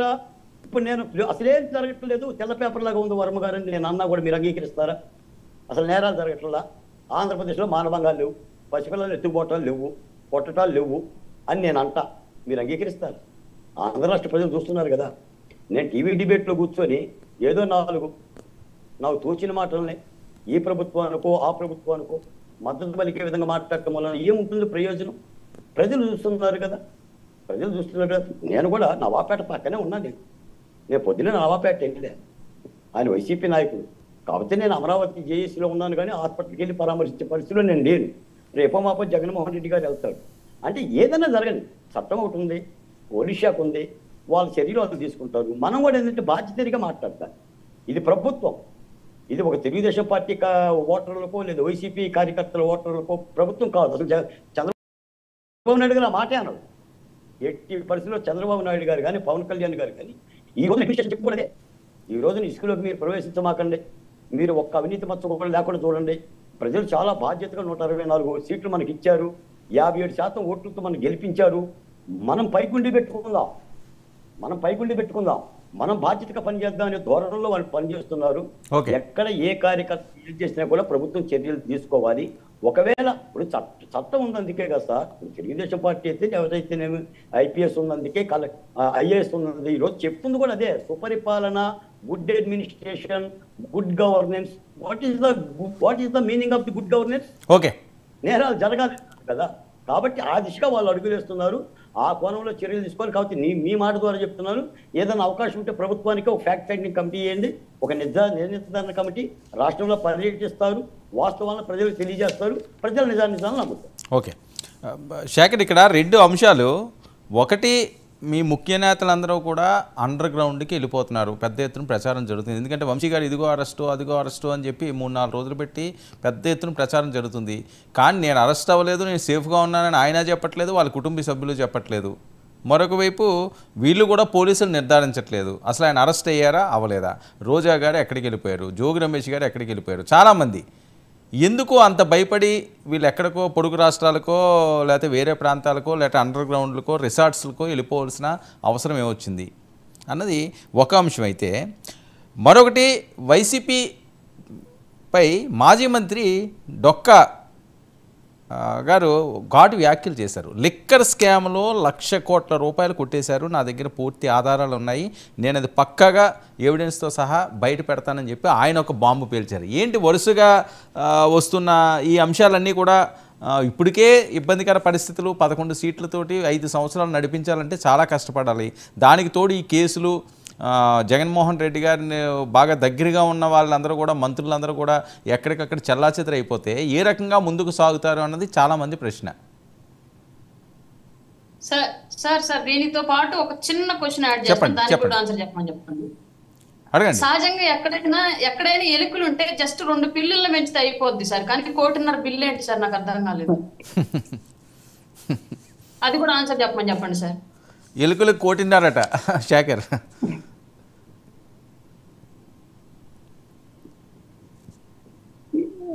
ఇస్ నాట్ ఆడిబుల్ వర్మ గారు, మ్యూట్ లో ఉంది శేఖర్. ఎక్కడమ్మా జీవో, ఎక్కడ సార్ చూపించు, జీవో ఎక్కడమ్మా? ఎవరో సోషల్ మీడియాలో ఒక ఫేక్ వేద వచ్చి దాన్ని రాసేస్తే అది నిజమని చెప్పి కూర్చొని మాట్లాడే అధికార ప్రతినిధులు అటు సైడ్ ఉన్న మా దౌర్భాగ్యం. ఏదన్నా ఒక ఆరోపణ చేసేటప్పుడు ప్రభుత్వం నుంచి వీళ్ళు చెప్పినట్టు 1.5 కోట్లు ఖర్చు పెట్టుంటే ఎక్కడా? దానికి ఒక ఆర్డర్ ఇచ్చి ఉంటారు కదా గవర్నమెంట్ నుంచి. మీరే రోజు ప్రభుత్వంలో ఉన్నారు, మీ దగ్గర జీవో ఆర్డర్ కాపీలు ఉంటాయి, తీసుకొచ్చి చూపించి శేఖర్ రెడ్డి గారు ఇదిగో మీ ప్రభుత్వంలో 2 పిల్లులు పెంచాల్సింది పోయి ఈ 2 కోట్లు ఎందుకు ఖర్చు పెట్టారని చెప్పి అప్పుడు అడిగితే దానికి ఒక విధానం ఉంటది. చూసే వాళ్ళకి కూడా అయ్యో జనసేన పార్టీ నుంచి ఒక అధికార ప్రతినిధి వచ్చి బాగా మాట్లాడారా, మంచిగా ఎవిడెన్స్ చూపించి మాట్లాడారా అని. అలా కాకుండా 2 పిల్లులు 2 ఎలకలంటే చూసే వాళ్ళు కూడా నవ్వుకుంటారు. చెల్లమ్మ, మీరు ఒక అధికారంలో ఉన్న పార్టీకి అధికార ప్రతినిధి, ఎవిడెన్స్ లేకుండా మాట్లాడకూడదు. ఎస్, ఇంకోటి, గాయత్రి గారికి నా ఆవేదన మొత్తం చెప్పిన తర్వాత గాయత్రి గారు మాట్లాడారు. అంటే ఇంతమంది ఆడపిల్లల మీద దాష్టికాలు జరుగుతున్నాయి, మైనర్ బాలికల మీద దాష్టికాలు జరుగుతున్నాయి అంటే పిచ్చివాగుడు వాగుతున్నారు డిబేట్ ముందు కూర్చొని చెప్పి ఆ ఓటు వాడాను కావాలని మెన్షన్ రాసుకున్నాను కూడా. ఇలా పిచ్చివాగుడు వాగితే సరిపోదని చెప్పేసి అంటే ఇంతమంది ఆడబిడ్డల మీద అత్యాచారాలు జరుగుతా ఉంటే మేము మాట్లాడేది అది పిచ్చివాగుడు అయిపోయింది తెలుగుదేశం పార్టీ వాళ్ళు. గాయత్రి గారు ప్రజలే గమనిస్తున్నారండి, వాళ్ళే సరైన సమయంలో బుద్ధి చెప్తారు, ఇబ్బంది లేదు. నెక్స్ట్ ఇంకోటి గంజాయి అలవాటు చేశారంట. సార్ వర్మ గారు నేను బాగా గమనిస్తున్నా, అసలు నిజంగా వీళ్ళకి నైతికత ఉంటే గంజాయి విషయంలో నేను మాట్లాడుతా, నైతికత ఉంటే అది 2017లో పార్లమెంట్ లో చర్చ జరిగింది. AP Manyam ganja capital of India అని చెప్పి దాని మీద 2017లో ఎవరు అధికారంలో ఉన్నారు? మీ ప్రభుత్వమే, మీ చంద్రబాబు నాయుడు గారే. పార్లమెంట్ లో చర్చ జరిగింది తల్లి, నేషనల్ మీడియా మొత్తం కోడై కూసింది.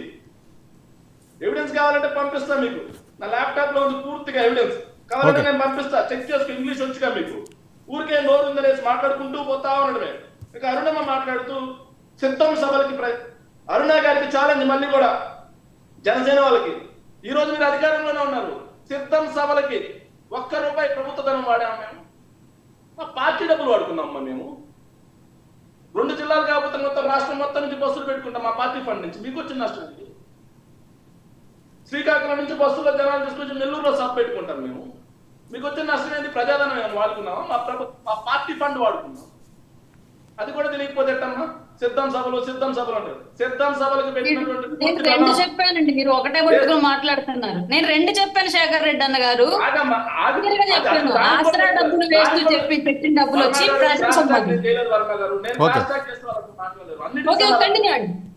అన్నిటికీ సమాధానం చెబుతా. సిద్ధం సభలకి ఎవరు అమ్మ డబ్బులు? మా ప్రభుత్వ ధనం కాదమ్మా, మా పార్టీ ధనం అది. దాన్ని మీరెవరు క్వశ్చన్ చేయడానికి? ఇక ముఖ్యమంత్రి హోదాలో ఎక్కడ సభలు పెట్టకూడదంట. మరి చంద్రబాబు నాయుడు గారు ఎందుకమ్మా మొదటి రోజు వచ్చేసి అక్కడ, 2వ రోజు నిన్న పోయి మడకశిరలో శ్రీశైలంలో సభలు పెట్టారుగా? అది చంద్రబాబు నాయుడు గారి పార్టీ డబ్బా లేకపోతే జనసేన పార్టీ ఫండా? ప్రజాధనమే. ఆయన కూడా స్కీములు ఓపెన్ చేయడానికే పోయింది. ప్రభుత్వ పథకాలు ఓపెనింగ్స్ వీటన్నిటికీ కూడా ప్రభుత్వం ప్రమోషన్ చేసుకోవడం అనేది ప్రభుత్వం బాధ్యత. ప్రభుత్వానికి INPR ఇన్ఫర్మేషన్ పబ్లిక్ రిలేషన్ అని చెప్పేసి ఒక డిపార్ట్మెంటే ఉంటుంది ప్రచారానికి. దానికి మినిస్టర్గా INPR కి మినిస్టర్గా నాకు తెలుసు, ఇప్పుడు INPR మినిస్టర్ హోప్స్ గుర్తులేదు నాకు, INPR మినిస్టర్ ఎవరు. INPR కి ఒక మినిస్ట్రీ కూడా ఉంటుంది. ఎస్, మా పార్టీ నుంచి వచ్చినటువంటి పార్థసారథి గారికి INPR మినిస్ట్రీ ఇచ్చినారు మీరు. ఇక సార్ రెడ్డి సామాజిక వర్గం వాళ్ళు అయితే అంట సార్ ఇక్కడ నేను చూపించిన ఫోటోలో ఈ కింద ఉన్న చూడండి సార్, ఆమెను చంపింది రెడ్డి సామాజిక వర్గానికి చెందిన సురేందర్ రెడ్డి తల్లి. సాక్షి పేపర్లో పెద్దగా వేశారు సురేందర్ రెడ్డి తరాగతం అని. మీకు కనిపించకపోతే మేము ఏం చేయలేము. నిన్న నంద్యాలలో సుబ్బరాయుడు అనే అతను చంపింది శ్రీనివాస రెడ్డి తల్లి, శ్రీనివాస రెడ్డి. ఇక్కడ కులాలు కాదమ్మా, పార్టీల గురించి మాట్లాడుతున్నా తల్లి. మీరు కులాలను తీసుకొచ్చి మాట్లాడుతున్నారు.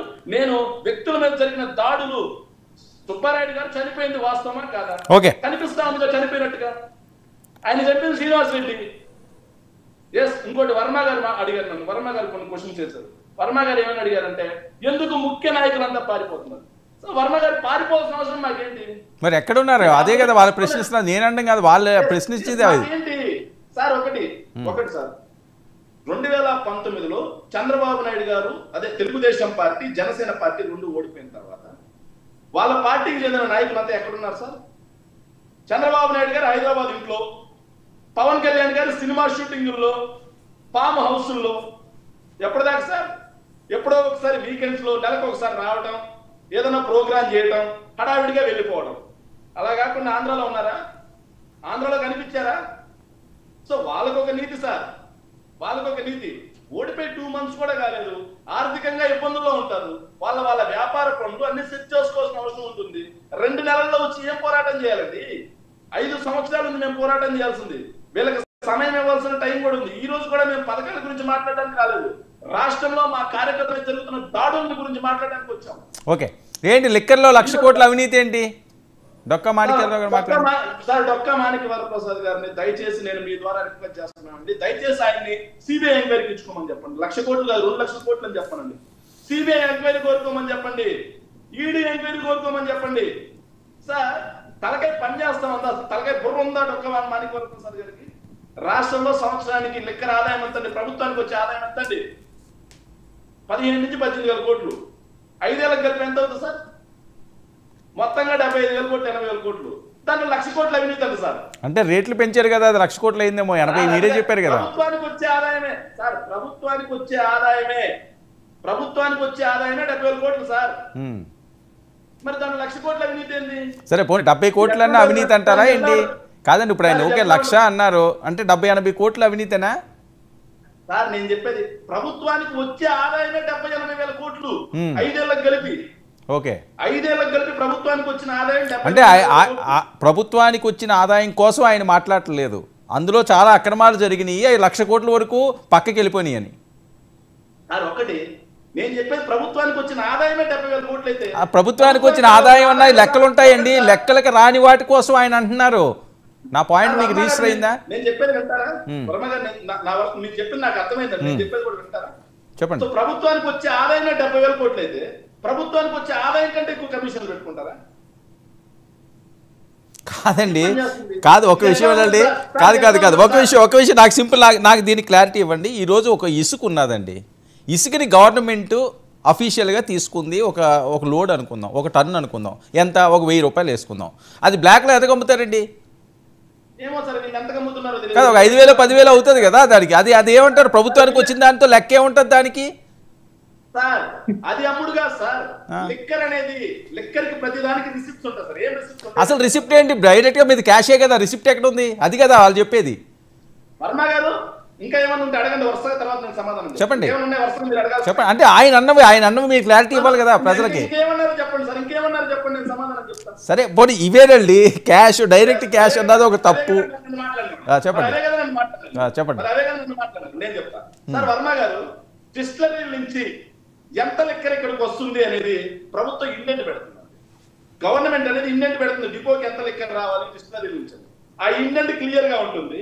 ఆ డిస్టిలరీకి గవర్నమెంట్ నుంచి పే చేసింది క్లియర్ గా ఉంటుంది. తర్వాత అవి మొత్తం కూడా ఏదైతే ఉన్నాయో సేల్స్ చేసినవి మొత్తం కూడా స్కాన్ చేస్తారు వైన్ షాప్ లో. సార్ వైన్ షాప్ లో వాటిని స్కాన్ చేస్తారు, స్కాన్ చేసి డబ్బు తీసుకున్నారు. క్యాష్ ఎందుకు తీసుకున్నారు సార్? ఈ దౌర్భాగ్యం ఏదో నాకు అర్థం కాదు సార్. తమిళనాడులో కూడా గవర్నమెంట్ లిక్కర్ నడుపుతుంది సార్, అక్కడ క్యాష్ సార్, డిజిటల్ పేమెంట్స్ ఉండవు తమిళనాడులో లిక్కర్ మీద. సో కేరళలో కూడా సార్, నేను కేరళ కూడా ఉన్నాను మొన్న ఈ మధ్య, మీకు తెలుసు నేను కేరళలో కూడా గవర్నమెంటే నడిపిస్తుంది సార్. కానీ అక్కడ కూడా క్యాష్ పేమెంట్స్ ఉండవు సార్, స్కానర్స్ ఉండవు సార్. కొన్ని చోట్ల ఉంటాయి, కొన్ని చోట్ల ఉండవు. కానీ అక్కడెక్కడ రాని ఇబ్బంది మన రాష్ట్రానికి వచ్చేసరికి ఉంది. ఇండియన్ రైల్వే ఉంది సార్, రైల్వేలో సార్ రైల్వే ఉంది, డిజిటల్ పేమెంట్స్ అని చెప్పి బీజేపీ వాళ్ళు చెబుతారు. సో రైల్వే స్టేషన్ లో మనం, నేను వైజాగ్ రైల్వే స్టేషన్ లోకి వెళ్తే టికెట్ తీసుకుందామని వెళ్తే స్కాన్ చేద్దామంటే డబ్బులు అదే స్కానర్లు ఉండదంట సార్. వెళ్ళి క్యాష్ తెచ్చుకోపోయా అన్నారు. మరి రైల్వే వాళ్ళంతా విపరీతమైన అవినీతి చేస్తున్నట్ట టికెట్లు. సో డొక్కా గారు మాట్లాడిందంతా కూడా తప్పు, మీ మీద బురద చల్లుతున్నారు అంతేనా సార్? డొక్కాకు ఉన్నటువంటి విశ్వసనీయత ఏంటి సార్? ఆయన క్రెడిబిలిటీ ఏంటి? ఓకే, ఈ రోజు ఇంట్లో, రేపు పక్కింట్లో, అవతల రోజు ఇంకొక ఇంట్లో. సో వీళ్ళు ఎక్కడికి వెళ్ళిపోయలేదు, వైన్ మీద ఎటువంటి అవినీతి జరగలేదు అంతేనా? ఒక్క నిమిషం సార్, నేను కంప్లీట్ చేస్తాను. సో ఇది ఎట్లా ఉందంటే, నేను మాట్లాడేది ప్రభుత్వం వీళ్ళ చేతిలో ఉంది కదా, రిసిప్ట్స్ అన్ని పక్కన పెట్టండి.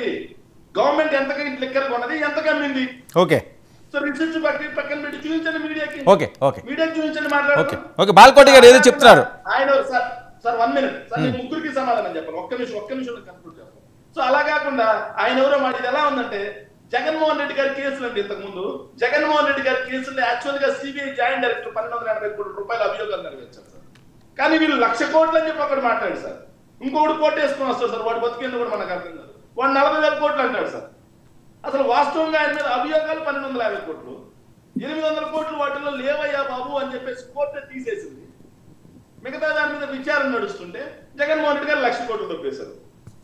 ఓకే, కేసు పెట్టింది 1,250 కోట్లకి అయితే సార్, 1,270 కోట్లకి అయితే 1,00,000 కోట్లు జగన్మోహన్ రెడ్డి గారు. ఓకే, బాల్కోటి గారు ఏదో చెప్తున్నారు. ఇట్లాంటి దౌర్భాగ్యమైన మీడియా, ఇట్లాంటి దౌర్భాగ్యమైన రాజకీయం ఆంధ్రప్రదేశ్ లో మాత్రమే ఉండడం ఆంధ్ర రాష్ట్రం చేసుకున్నటువంటి అత్యంత చండాలమైన దౌర్భాగ్యం సార్. ఇంకొకటి ఫైనల్ గా నేను ఒక్క మాట చెప్తాను సార్. వీళ్ళు మాట్లాడుతారు ఫైనల్ గా ఒక్క మాట చెప్తాను సార్. వీళ్ళు మాట్లాడుతూ ఫేక్ వైసీపీ అయితే ఫేక్ అంటున్నారు సార్. నిజంగా నేను ఇన్ని ఎవిడెన్స్ చెప్పిన తర్వాత కూడా వీళ్ళు ఫేక్ అంటున్నారంటే సార్, వీళ్ళు వచ్చాక రాష్ట్రంలో ప్రభుత్వం ఫేకే సార్, వీళ్ళు వచ్చాక రాష్ట్రంలో ప్రజాస్వామ్యం ఫేకే సార్, వీళ్ళు వచ్చాక రాష్ట్రంలో పోలీస్ వ్యవస్థ పేకేశారు. ఏంటి మొత్తం రాసుకుంటూ వచ్చినట్టున్నారు. Right, okay. ఓకే. రాష్ట్రంలో హామీలు కూడా పేకేశారు. వీళ్ళు వచ్చాక వీళ్ళు రోజు చెప్పే మాటలు కూడా పేకేశారు. Okay, okay, okay. సీఎం గారు చంద్రబాబు నాయుడు గారు కూడా పేకేశారు. శాఖర్ ఇంకా మనం 5 సంవత్సరాలు డిబేట్లు చేయాలి. అన్నీ ఈ రోజేనా? ఇంకా అన్నిటి మీద మనం చేద్దాం. ఇంకా 5 సంవత్సరాలు చేయాలి. ఓకే, బాలకోటి గారు ఏదో చెప్తున్నారు. వర్మ గారు వికట కవి అనే మాట విన్నారా? వికట కవి చెప్పండి. ఇటు నుంచి చదివినా వికట కవే, అటు నుంచి చదివినా వికట కవి. అవును, మనం త్రేతాయుగంలో శ్రీరామచంద్రుడి యొక్క ధర్మ పరిపాలన చూసాం. తర్వాత 2019-24లో జగన్మోహన్ రెడ్డి గారి ధర్మ పరిపాలన చూసాం. ఇది శేఖర్ రెడ్డి గారు చెప్తున్న ధర్మ వచ్చినారు. ఇంతకంటే ఏముంది చెప్పండి. శేఖర్ రెడ్డి గారు మధ్యంలో 1,00,000 కోట్లు జరగల, పోనీ 10,000 కోట్లు జరిగిందా? అసలు దొక్కా మాణిక్యవర ప్రసాద్ ఎవరని మీరు అడుగుతున్నారు. అదే దొక్కా మాణిక్యవర ప్రసాద్ గారు ఎవరని అడుగుతున్నారు. సరే సరే, ఓకే ఓకే ఓకే. శాఖర్ మీరు మాట్లాడుతున్నప్పుడు ఎవరు ఇంటరప్ట్ చేయలేదు కదా. ఇస్తారు, ఇవ్వాలి, ఇవ్వమని మేము అడుగుతున్నాము. మీరు మీ దూరా తీరుతుంది, మా ఆనందం తీరుతుందిలే కానీ దొక్కా మాణిక్యవర ప్రసాద్ గారు ఎవరైనా అడుగుతున్నాం. ఏమన్నా పద్ధతి ఉందండి? 5 ఏళ్ళు మీ ఎమ్మెల్సీగా ఉండి జగన్మోహన్ రెడ్డి గారి పక్క దగ్గర ఒక దళిత నాయకుడిని, ఆయన ఇజ్జత్ ఏంటి, ఆయన విశ్వసనీయత ఏంటి అని మాట్లాడుతున్నా ఉంటే, నేను అనేది ఏంటంటే శేఖర్ రెడ్డి గారు, మీకు అధికార పార్టీగా ఉన్నప్పుడు, అధికారం ఉన్నప్పుడు మాట్లాడటం చేతగాల. కనీసం ప్రతిపక్ష పార్టీగానే నేర్చుకొని రండి. నేర్చుకోవాలి సార్. ఇప్పుడు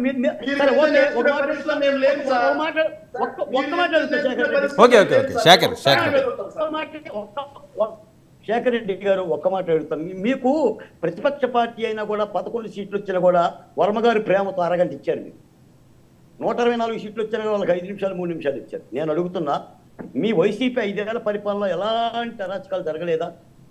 ఎలాంటి అక్రమ కేసులు పెట్టలేదా? ఎలాంటి అత్యాచారాలు జరగలేదా? ఎలాంటి మానభంగాలు జరగలేదా? ఏ భూములు ఆక్రమించలేదా? సొద్దపోసల, శ్రీరామచంద్రుల, హరిశ్చంద్ర భగవానుల, మరి అలాంటి పరిపాలన మీరు అందిస్తే ఇప్పుడు మీరు ఎందుకు వస్తున్నారు డిబేట్కి? అసలు వేరు మన బ్యాచ్, వేరేది మన బ్యాచ్. జగన్మోహన్ రెడ్డి గారు బెంగళూరు ఎందుకు పదే పోతున్నాడు? మొన్నటిదాకా బాగాలేదుగా, తాడేపల్లిలో కూర్చున్నాడుగా. నిజంగా వర్మ గారు మాట అడిగారు, ఎక్కడ రోజుగా వంశీ గారు ఎక్కడ, నాని గారు ఎక్కడ ఉన్నారు కదా, నియోజకవర్గాల ప్రజలకి సేవ చేయాలి కదా. మీ వైసీపీ కార్యకర్తలు తెలుగుదేశంలో కొడుతుంటే కాపాడరా, పారిపోతారా, లగెత్తుతారా అంటే మళ్ళీ ఓట్లు కొత్తారా? మరి ఆ కార్యకర్తలు ఎవరు పట్టించుకుంటారు? మీరే డిబేట్లోకి వచ్చేసి ఇలా మాట్లాడతారా? మీరు మారమని చెప్పండి జగన్మోహన్ రెడ్డి గారు.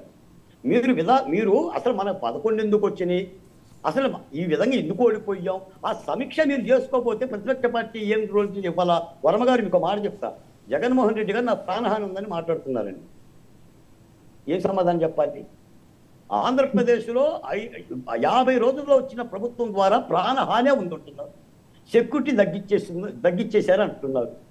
ప్రతిపక్ష హోదా ఇవ్వమంటున్నారు, ఇవ్వకపోతే రానంటున్నారు. మరి ఇలాంటి ప్రతిపక్ష పార్టీని పెట్టుకొని ప్రజలు మాత్రం ఏం చేయాలి? ఈ రోజు మీకు 11 సీట్లు ఎందుకు ఇచ్చాం? మేము ప్రతిపక్ష బాధ్యత మొయ్యమనే కదా. ప్రతిపక్ష పార్టీ మీరు నిర్వహిస్తారనే కదా సమర్థవంతంగా 11 ఇచ్చాం. అంతకంటే ఎక్కువ ఇచ్చి నిర్వహించాలని భయపడే కదా. 23 వచ్చి వాళ్ళు నిర్వహించారు, 11 వచ్చి మీరు నిర్వహించండి. 11 వచ్చి మీరు నిర్వహించాలి కదా. ప్రజలను వదిలేసి వెళ్ళిపోతే ఎలా? కాబట్టి నేను మాట చెప్తా వర్మ గారు, ఆంధ్రప్రదేశ్లో శాంతి భద్రతలను పెద్ద ఎత్తున ఒక ఎజెండా చేయడానికి జగన్మోహన్ రెడ్డి గారు సిద్ధంగా ఉన్నాడు. అలాంటి సంఘటన జరగట్లేదు అంటున్నా. నేను సంఘటన జరగట్లేదు వర్మ గారు, అంతా బాగానే ఉంది, ఎక్కడ కొట్టుకోవట్లేదు, ఎక్కడ తిట్టుకోవట్లేదు అనే మాట నేను చెప్పను. అది ప్రభుత్వం బాధ్యత. ఐఏఎస్ కలెక్టర్లో బాధ్యత తీసుకోవాలి, ఐపీఎస్ ఆఫీసర్ కలెక్టర్ బాధ్యత తీసుకోవాలి, అడ్మినిస్ట్రేషన్ మొత్తం కూడా బాధ్యత పడాలి. దాని మీద ఒక కార్యాచరణ పెట్టుకొని ఇలాంటి అలజడులు ఎక్కడ జరిగితే వెంటనే అరెస్టులు చేసుకోవాలి, ఏదైనా చేయాలి. వాళ్ళు తప్పు చేశారని చెప్పేసి ఈ ప్రభుత్వం తప్పు చేయమని మాలాంటి వాళ్ళని చెప్పు, నేనే కాదు వీళ్ళు కూడా చెప్పకున్నా, నా డిబేట్లో కూర్చున్న నా తోటి సహోదరులు కూడా వాళ్ళు కూడా చెప్పరు, చర్య తీసుకోమని చెప్తారు. ఎందుకంటే ఆ విధంగానే ఉంది ప్రభుత్వం, అంత నిజాయితీగా ఉంది. పైపెచ్చిందంటే గాడి తప్పిన పరిపాలన ఎలా గాడిలో పెడదామా, వాళ్ళు చేసిన నష్టాన్ని ఎలా పూడుద్దామా, అసలు డబ్బులు లేవు, డబ్బులు ఎలా వస్తాయి, అమరావతి పరిస్థితి ఏంటి, పోలవరం పరిస్థితి ఏంటి, అసలు ఈ పోలీస్ ఆఫీసర్లో మార్పు సంగతి ఏంటి? ఐఏఎస్ అధికారుల మార్పు సంగతి వీళ్ళంతా పెద్ద ఎక్సర్సైజ్ చేస్తున్నారు, వాళ్ళ మాటల్లోనే అర్థమవుతుంది. కాబట్టి ఏదైనా ప్రక్రియగానే ఉంటుంది. అంటే ప్రతిదానికి బురద రాయటం, ప్రతిదానికి దుమ్మెత్తిపోయటం కాకుండా ప్రతిపక్ష పార్టీగా బాధ్యతగా మాట్లాడితే ప్రజలు కూడా వింటారు అనేది నా భావన. ఓకే, గాయత్రి గారు చాలా అంశాలు శేఖర్ ప్రస్తావించారు.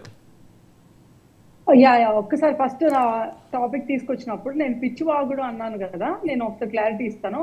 నేను పిచ్చివాగుడు అనింది మీరు ఎవరెవరు కేసుల గురించి చెప్తున్నారు, ఆడపిల్లల గురించి చెప్తున్నారు, దాని గురించి కాదండి. మీరు ఇందాక వరుసగా 10-15 ఎగ్జాంపుల్స్ చెప్తా, ప్రతిదాన్ని టీడీపీ జనసేన వీళ్ళే చేశారని చెప్పి మినిమం ప్రూఫ్ లేకుండా, ఇప్పుడు ఇందాక అంటే బాలకోట గారు చెప్పారు అంటే పర్టికులర్ ఇన్సిడెంట్ లో అవును టీడీపీ వాళ్ళు ఇన్వాల్వ్ అయ్యారని, మేము ఏమైనా మాట్లాడామా ఏంటి? సరే ఇప్పుడు మీరు చెప్పారు 10 ఎగ్జాంపుల్స్ 2-3 నిజంగానే టీడీపీ వాళ్ళు ఇన్వాల్వ్ అయ్యి ఉండొచ్చు, మేము దాన్ని ఓన్ చేసుకుంటాం కదా, మేము దాని రెస్పాన్సిబిలిటీ 100% తీసుకుంటామని చెప్తున్నాం. నేను పిచ్చిపోగడం అంటుంది ఏంటి? సాక్షి ఛానల్లో కానీ లేకపోతే మీలాంటి వాళ్ళు అంటే మీ ప్రతినిధులు వచ్చి మాట్లాడుతున్నప్పుడు కానీ ఆ ఛానల్లో మాట్లాడే పిచ్చివాగుడు అంతా ఇక్కడ వచ్చి రిఫ్లెక్ట్ చేయమాకండి అని చెప్పి ఇందాక అరుణ గారు కూడా అదే చెప్పారు, ఖచ్చితంగా ఇది సాక్షి హెడ్లైన్స్ అని. ఎందుకంటే మీకు గత ప్రభుత్వంలో కూడా you have a history manipulating the facts ఉన్నట్టు చూపించుకోకుండా మొత్తం మ్యానిపులేట్ చేసి పిచ్చిగా బురద జల్లటం మీకు అలవాటు, మీ సాక్షి ఛానల్ కూడా అలవాటు. అదేం పోలేదు కదా, మీరు గత ప్రభుత్వం 5 ఏళ్ళు కూడా అబద్ధాలు చెప్పుకుంటూ వచ్చారు, ఇప్పుడు మళ్ళీ అపోజిషన్ లో ఉన్నప్పుడు కూడా. ఒక్క నిమిషం ప్లీజ్ డోంట్ స్టాప్ మీ, అబద్ధాలు చెప్పుకుంటానే వచ్చారు. దీని ఎగ్జాంపుల్స్ నేను చాలాసార్లు మొన్నటిదప్పుడు ప్రూవ్ చేస్తాను. నేను చిన్న ఎగ్జాంపుల్ చెప్తున్నాను. అంటే 1,90,00,000 రూపాయలు అయిన ప్రజావేదిక గురించి మీకు 9 కోట్లు అయిందని చెప్పి సాక్షి ఛానల్ కూర్చొని ఓపెన్ గా చెప్పారు. లేకపోతే 4-5 ఖమ్మం మినిస్టర్లకు ఇస్తే మొత్తం ఖమ్మం మినిస్టర్కి ఇచ్చే 14-15 మంది ఖమ్మం మినిస్టర్లు అని చెప్పి సాక్షిలోనే కూర్చొని సిక్కు చెరవలేసుకుని అబద్ధాలు చెప్పారు.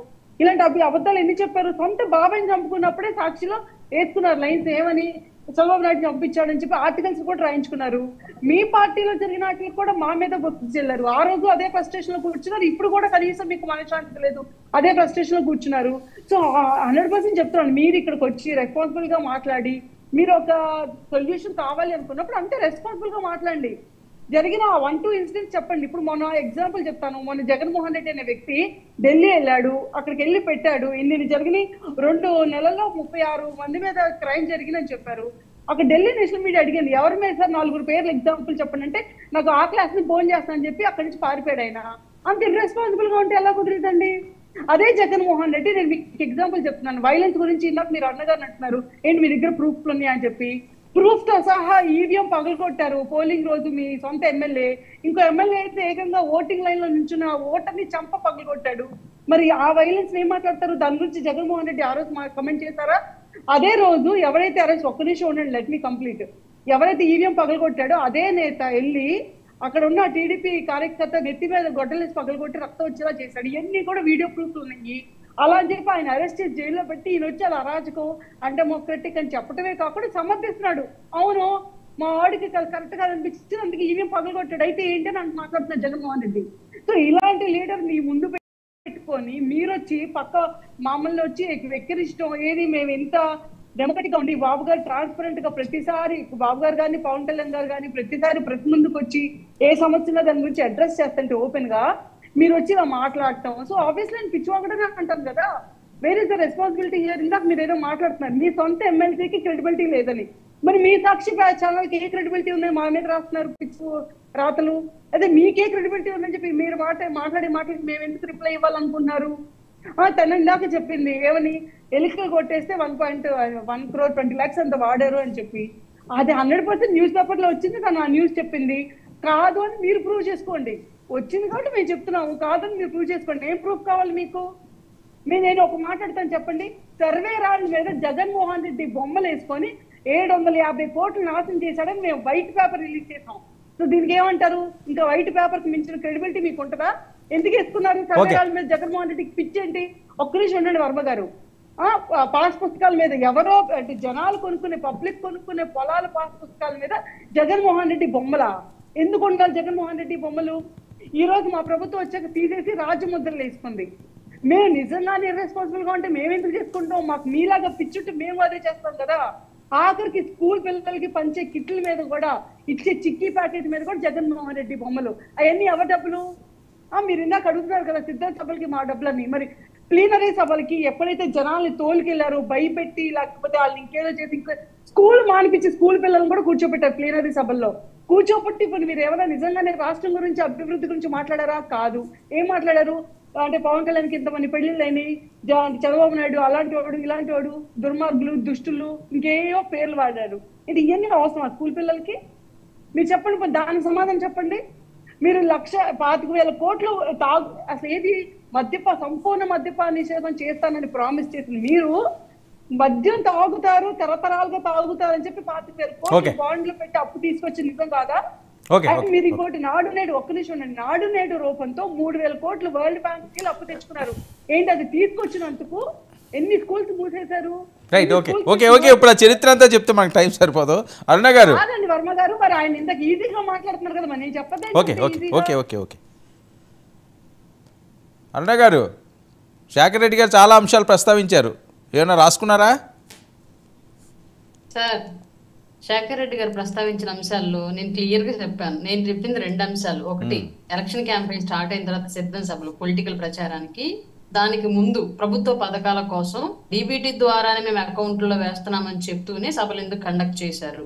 కలెక్టర్లను పిలవడానికి అంత దూరం నుంచి తెప్పించడం కరెక్ట్ కాదు అన్న వ్యక్తి ఇంతమంది ప్రజలను అక్కడికి ఎందుకు తెప్పించాడు? నాకు క్వశ్చన్. ఆయన సొంత డబ్బులు అంటున్నారు కదా, అంటే ఆయన సొంత డబ్బులు అంటున్నారు, ఇంక దానికోసం ఇంకేం చెప్తాం?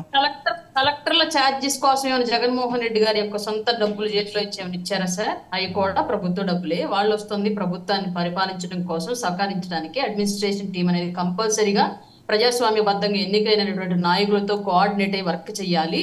అలాగే 1-to-1 ఇంటరాక్ట్ అయినప్పుడే సమస్య ఏంటి, స్థానిక ఎమ్మెల్యేతో కానివ్వండి, మినిస్టర్తో కానివ్వండి, ఎంపీతో కానివ్వండి, ఎలాంటి సమస్యలు వాళ్ళు అక్కడ ఎదుర్కొంటున్నారో అవి డైరెక్ట్ గా అధిష్టానానికి చెప్పే అవకాశం అడ్మినిస్ట్రేషన్ టీం కి, కలెక్టర్లకి ఉండిద్ది.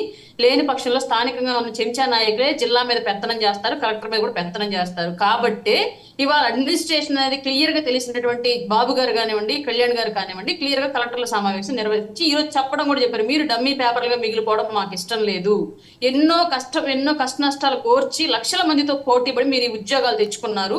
ప్రజల కోసం మీ బాధ్యతను నిర్వర్తించండి. దీనికి సంబంధించి ప్రభుత్వం నుంచి మీకు ఏ సహకారం కావాలో కోరండి. లోకల్ గా ఏ నాయకులకి ఎలాంటి చెంచగిరి మీరు చేయాల్సిన అవసరం లేదని క్లియర్ గా చెప్పారు ఈ రోజు కలెక్టర్ల సమావేశంలో. అట్లాంటి సమావేశాలు ఎందుకు జగన్మోహన్ రెడ్డి గారు నిర్వర్తించలేదు అని మేము అడిగిన క్వశ్చన్ కి ఆయన సిల్లీ ఆన్సర్ చెప్పారు. అంత దూరం నుంచి తెప్పించాలా అని. ఏమో మరి దానికి నేను ఆన్సర్ చేశాను. సభలకు ఎందుకు తెప్పించారు జనాలు, మరి కలెక్టర్లు తెప్పించారు, మరి ఆయన ఎందుకు అట్లా ఆన్సర్ చేశారు నాకు కూడా తెలియలేదు. అరుణ గారు, ఏంటి మాజీ మంత్రులు లేకపోతే ముఖ్య నేతలు గతంలో ఎవరైతే సీనియర్లు ఉన్నారో వాళ్ళందరి మీద అక్రమ కేసులు పెట్టడంతో వాళ్ళు కొద్దిగా ఇబ్బంది పడుతున్నారు, ఫ్రీగా నియోజకవర్గాల్లో కూడా తిరగలేకపోతున్నారట. రోజా గారు అవనియండి, లేకపోతే కొడాల నాని గారు అవనియండి, వంశీ గారు అవనియండి, జోగి రమేష్ గారు అవనియండి, ఎందుకు అంత కక్షాదిపు చర్యలు అన్నది వాళ్ళు నిజమా? అక్రమ కేసులు కాదు సార్, సక్రమంగా కేసులు పెడితేనే వాళ్ళని పట్టుకెళ్తే జైలు చాలా. ప్రస్తుతానికి అన్ని స్కాములు చేశారు ఎవరి శాఖల్లో వాళ్ళు. అవన్నీ తవ్వి తీయడానికే తల బుర్ర బద్దలేసిపోతుంది ఎన్డీఏ కూటమిలో ఉన్నటువంటి నాయకులకి, ఉద్యోగస్తులకి. దయచేసి విక్రమ అనద్దు సార్. సక్రమంగా కేసులు పెడితేనే ఛార్జ్ షీట్లు జగన్మోహన్ రెడ్డి గారి కన్నా ఎక్కువ పడతాయి ఒక్కొక్కల మీద. అది సిచ్యువేషన్ రానున్న రోజుల్లో. మీరు ఈ లోపే అక్రమ అనే ఒక ఓడికి కన్ఫైన్ అయిపోకండి. ఎవరు సక్రమంగా పరిపాలన చేయలేదు కాబట్టి అందరినీ సక్రమంగానే జైల్లో వేసే తీరతారు. ఫిక్స్ అయిపోయిందా ఎవరెవరు వేస్తారట? అది ఒక్కొక్కల స్కామ్లు మామూలుగా లేవు, ఎవిడెన్స్లు సహా బయట పెట్టాలి కాబట్టి కొన్ని ఆధారాలు దొరుకుతున్నప్పటికీ కూడా పూర్తిగా రెడీ అయ్యేంత వరకు బయట పెట్టుకుని అట్లా ఆపారు అంతే. ఏమన్నా ఉన్నదా ఎగ్జాంపుల్, ఏమన్నా నేమ్స్ ఏమైనా ఉన్నాయండి మీ నోటీస్లో? వద్దులే సార్, అప్పుడే ఎందుకు, తినబోత రుచులు ఎందుకు, ముందే రుచి తెలిస్తే ఇంట్రెస్ట్ పోద్ది, వెయిట్ చేయండి. ఏంటి 1,00,000 కోట్లు స్కామ్ అని చెప్పి డొక్క గారు మాట్లాడడం అన్నది దాన్ని కొట్టిపడేస్తున్నారు, అన్యాయంగా వాళ్ళ మీద వేస్తున్నారని. ప్రభుత్వానికి ఒక మద్యం బాటిల్ తయారీకి అయిన ఖర్చు ఎంత, ప్రభుత్వ ఖజానాకి అబ్కారీ వ్యవస్థకి వెళ్ళిన డబ్బులు ఎంత, సామాన్యుడి దగ్గర నుంచి వసూలు చేసింది ఎంత, దాంట్లో డిజిటల్ పేమెంట్ ఎంతవరకు చేశారు, క్యాష్ పూర్వకంగా ఎంత వెళ్ళింది, ప్రభుత్వం నిర్వర్తించిన దాంట్లో ప్రజా ఖజానాకి ఎంత వెళ్ళిందని క్లియర్ గా డీటెయిల్ వైజ్ గా తీస్తున్నారు సార్. 1,00,000 కోట్లు ఉందో లేదో మాకైతే తెలియదు కానివ్వండి, భారీ స్థాయిలో మద్యం కుంభకోణం జరిగిందన్నమాట మాత్రం వాస్తవం. దానికి సంబంధించి దీని మీద సిఐడి విచారణ జరగాల్సిందని చెప్పేసి ఎన్డీఏ కూటమి కూడా దాని సిఐడికి ఇచ్చే పనిలో ఉంది. ఆ విషయాన్ని తొందరలో తేలుస్తారు. ఓకే, 5 సంవత్సరాల నుంచి ఆయన ప్రజాసేవలో నిమగ్నం అయ్యారు. ఆయన బెంగళూరు ఆయన సొంత ప్యాలెస్కి వెళ్ళలేకపోయారు. సో ఇప్పుడు వెళ్తున్నారు. సో అందులో తప్పే ఉంది, మీకు పాలించే అవకాశం ఇచ్చి ఆయన కొద్దిగా రిలాక్స్ అవుతున్నారు, మళ్ళీ ఖచ్చితంగా ఇంకొక 5 సంవత్సరాలు పోరాటానికి వస్తారంటున్నారు. ఎందుకు బెంగళూరు ప్యాలెస్కి వెళ్ళిపోతున్నారని పదే పదే వ్యాఖ్యానించడం? పని చేసుకోవడం తప్పు కాదు, ఎవరైనా సరే పని చేసుకోవాలి. అలాగే గత ప్రభుత్వంలో ఉన్నప్పుడు, ఈ ప్రభుత్వం వైసీపీ వాళ్ళు అధికారంలో ఉన్నప్పుడు ప్రతిపక్ష హోదాలో ఉన్నటువంటి నాయకులు కూడా చేసుకుంది వాళ్ళ పనే. బట్ ఆ రోజు వాళ్ళు ఏం మాట్లాడారు, ఇవాళ మళ్ళీ రివర్స్ లో ఎందుకు ఆన్సర్ చేస్తున్నారు, మొదటి విషయం. రెండోది, కార్యకర్తలు ఇబ్బందుల్లో ఉన్నారని చెప్పేసి వీళ్ళే మాట్లాడుతున్నారు, క్రైమ్ జరిగిపోతుంది కార్యకర్తల మీద వీళ్ళే మాట్లాడుతున్నారు. బట్ క్రైమ్ జరుగుతున్నప్పుడు కార్యకర్తలకు బాధ్యతగా రాష్ట్రంలో నిలవాల్సిన బాధ్యత ఒక నాయకుడిగా ఆయన దగ్గర ఉందా లేదా? ఆయన వెళ్ళి అక్కడ బెంగళూరు ప్యాలెస్ లో ఉంటే ఇక్కడ కార్యకర్తలకు భరోసా ఎవరు ఇవ్వాలి, ఎవరు వాళ్ళకి ఆన్సర్ చేయాలి? అలాగే ఒక రోజుకి ఒక్కొక్క కుంభకోణం బయటపడుతుందని చెప్పేసి ప్రభుత్వం బయటకు చెప్తుంది, రోజుకి ఒక్కొక్క స్కామ్ బయటకు తీస్తుంది, దానికి సంబంధించిన ఆన్సర్ ఎవరు ఇవ్వాలి?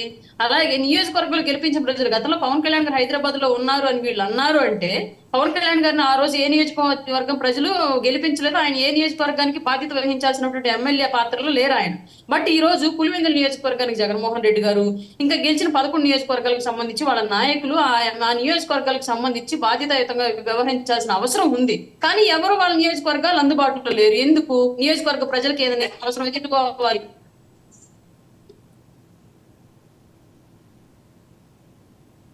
మ్యూట్ అయిందా అన్నగారు?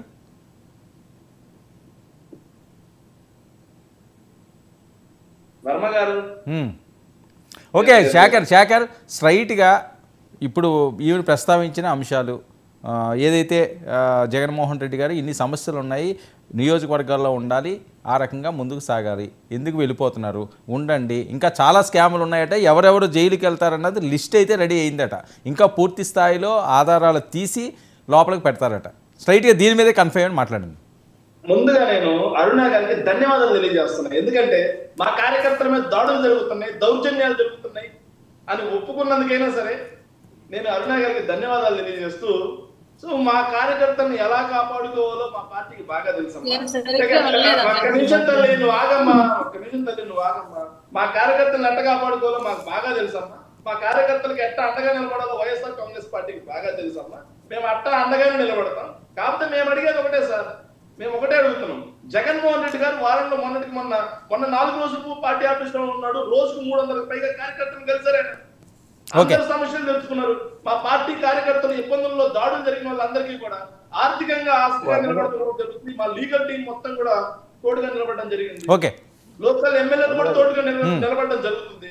లోకల్ నాయకులు చెప్పండి. మా పార్టీ ఇంటర్నల్ మా పార్టీలో ఎలా నిలబడాలో కూడా వీళ్ళు సలహాలు. Okay Shekhar, okay. రాజధాని ఉద్యమంలో ఒక్క మాట కేసుల గురించి మాట్లాడాలండి. నేను క్లియర్ గా చెప్తున్నా, వీళ్ళ ఇష్టం అండి. సిబిఐ విచారణ కాబట్టి FBI విచారణ తెచ్చుకోమనండి, FBI విచారణ చేసుకోమనండి సార్. మేమేనా భయపడుతున్నామా? చంద్రబాబు నాయుడు లాగా మేమేమన్నా భయపడి పై నుంచి కింద దాకా మాకు రోగాలు ఉన్నాయని చెప్పి బెయిల్ తీసుకున్నారా? ఓకే శేఖర్, పాల్గొండి గారు. ఓకే శేఖర్, అయింది కదా. రాజధాని అమరావతి ఉద్యమంలో మహిళల మీద కేసులు పెడితే ఒక్క మహిళ కూడా ఊరిడిచిపెట్టి వెళ్ళిపోలేదు. ఒక్క మహిళ కూడా చేతిలో ఉన్న ఆకుపచ్చని కండువా కిందకి దించలేదు, అక్కడే ఉన్నాం. నన్ను 16 సార్లు హౌస్ అరెస్ట్ చేస్తే ఉదయం 6 గంటల దగ్గర నుంచి సాయంత్రం 6 గంటల వరకు నేను నా ఊరు ఖాళీ చేసి ఎటు పోలేదు సార్, నేను అక్కడే ఉన్నా. ఓకే, అలా అరెస్టులు చేసి నోటీసులు తీసుకుంటూనే తిరిగాను. అంటే నేను అనేది ఏంటంటే, నాయకులు పారిపోవడం దేనికి? పారిపోతే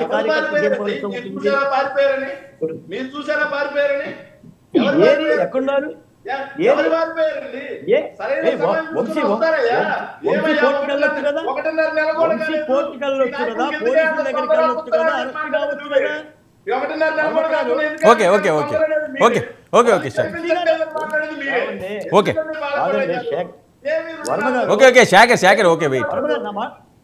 వర్మ గారు, వల్లభనేని వంశీ గారి కోసం పోలీసులు తిరుగుతున్నారా?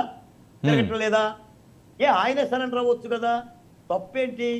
కోర్టుకి వెళ్ళొచ్చు కదా, నేనే నేరం చేయలేదని చెప్పొచ్చు కదా, ఎందుకు భయపడాలంటున్నా? తెలుగుదేశం వాళ్ళు అలాగనే ఎదుర్కొన్నారు కదా, మీరు అరెస్ట్ చేస్తే వాళ్ళు కోర్టుకి వెళ్ళారు కదా, తిప్పారు కదా. గాయత్రి గారు యా యా వాళ్ళ మీద అటు బురద చల్లకండి, మంచి అవకాశం ఇచ్చారు, 164 సీట్లు ఇచ్చారు, ప్రశాంతంగా పాలించుకోండి. కాదండి, ఇప్పుడు ఇందాక చెప్తున్నారు కదా మా జగన్ గారు అంత చేస్తున్నారు ఇంత చేస్తున్నారు అని. జగన్ గారు అసెంబ్లీకి రావచ్చు కదండి, ఎంపీకైనా ఎమ్మెల్యేనే కదా. కనీసం మీరు ఎంపీకైనా ఎమ్మెల్యే పదవికైనా గౌరవం ఇచ్చి మీ పులివెందల కోసం సరే వచ్చి కూర్చొని మాట్లాడొచ్చు కదా అసెంబ్లీలో. ఇందాక మీరు అడ్రస్ చేసిన ఇష్యూస్ అన్ని అసెంబ్లీలోకి ఎందుకు వచ్చి మాట్లాడలేరు? There are instances. ఇంతకు ముందు ఇప్పుడు మీరు పాస్ట్ చూసుకుంటే చంద్రబాబు నాయుడు గారు ఒక్కళ్ళే కూర్చొని, ఏది మిగతా మెంబర్స్ అందరూ సస్పెండ్ అయినా సరే ఒక్కళ్ళే కూర్చొని 151 మందికి సమాధానం చెప్పిన రోజులు కూడా ఉన్నాయి. అంత పిరికి పంది అయితే ఎలా అండి జగన్మోహన్ రెడ్డి? అరుణ గారు మంచి అవకాశం ఇచ్చారట, ప్రశాంతంగా పాలించుకోమంటున్నారు. వాళ్ళు ఎక్కడికి పారిపోరట, ఇక్కడే ఉంటారట, తేల్చుకుంటారట. ఎవరుంది ఉంది ఇక్కడ సార్? బోత్ అర్థం వేసి వెతికినా మాకెవరో కనిపించట్లేదు సార్. మీ కెమెరా అర్థం వేసి ఏమైనా వెతికితే మీకు కనిపిస్తారేమో, దయచేసి మీ స్క్రీన్ మీద మాకు డిస్ప్లే చేయండి. ఫస్ట్ విషయం. రెండోది, వాళ్ళు అవకాశం ఇచ్చినా ఇవ్వకపోయినా రాష్ట్రాన్ని ప్రశాంతంగా పరిపాలించడానికే మా నాయకులు ఎప్పుడు ఆలోచిస్తూ ఉన్నారు. మూడోది, దయచేసి ఆయన అసెంబ్లీ సమావేశాలకు అటెండ్ అయ్యి ఆయనకు సంబంధించిన సమస్యలు అలాగే ప్రభుత్వం అడిగే ప్రశ్నలకు సంబంధించి ఆయన సమాధానం చెప్పుకోమని చెప్పండి. నాలుగోది, అవకాశం వాళ్ళు ఇవ్వక్కర్లేదు సార్, ప్రజలు ఇచ్చారు మాకు, తిరిగి మళ్ళీ ప్రజలకే మేము జవాబుదారీతనంగా ఉండాలి.